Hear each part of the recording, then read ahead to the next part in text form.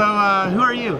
My name is Tal Kinen, and together with my good friend Tal Muskal, we started a company in late 2006 that's called Semantinet. Essentially, we're trying to make the semantic web dream come true. Yeah, and you're my first interview here. Yeah, thank you. So that's pretty cool.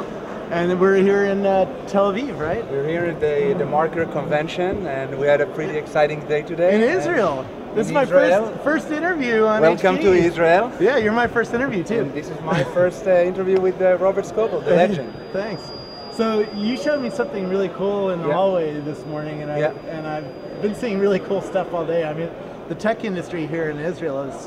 People are very creative, and we're trying, to come up with innovative ideas and bring them quickly to market. And we're trying, to make a name for ourselves, so it's pretty exciting. And we've been listening to some great stuff here, and many of the people here are good friends, and the high-tech community in Israel is very close, and we try to cooperate. And Yossi Vardi, which you've met and know, and everybody else knows, helping us all, and it's pretty exciting. Yeah.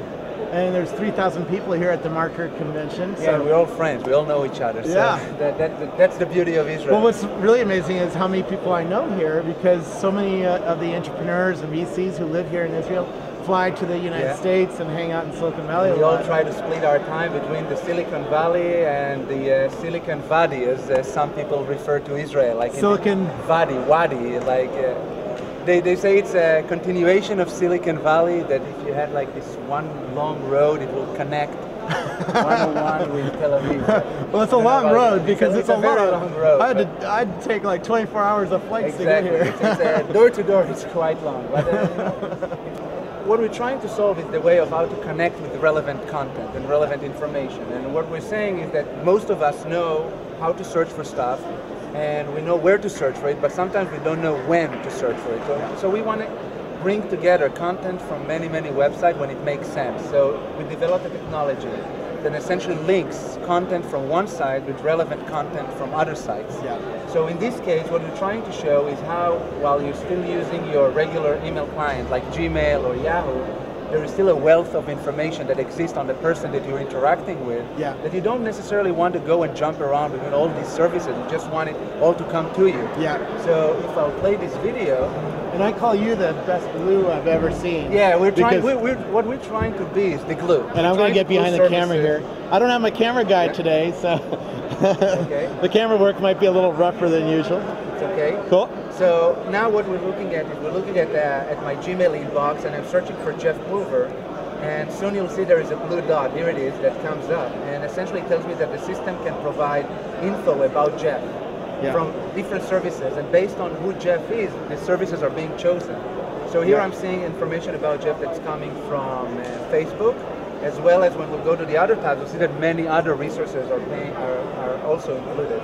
So I can see our mutual friends.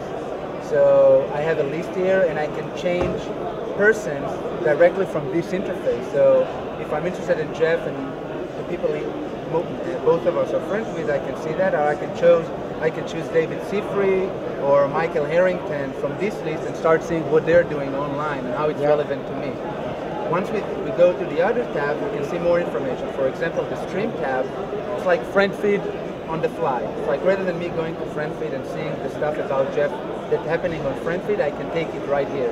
And here I'm seeing, what's happening on Twitter and on Flickr and the blog, and what my social crowd is doing that's somehow related to Jeff.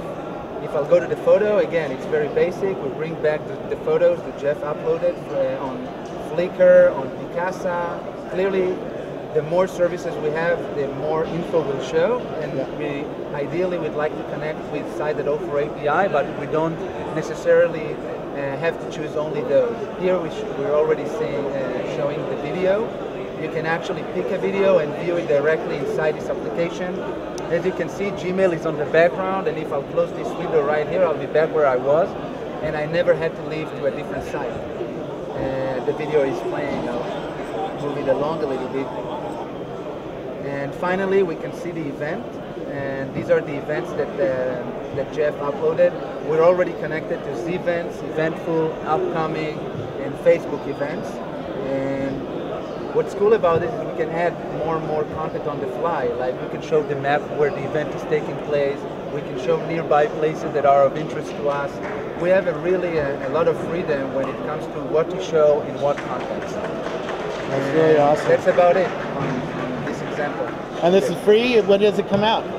We started our alpha testing, our private alpha testing last week, and we're hoping that in 2 months we'll be able to show to offer it to the public. Very cool. And where do we get it? We'll try to promote it on the Blogosphere and on FriendFeed, because we're a big supporter of FriendFeed, and on our site. There will be a link on our site as well. And give me your URL again. It's www.semantinet.com. Okay. There we go. That's it. Thank you very much. My pleasure. Really cool stuff. Great.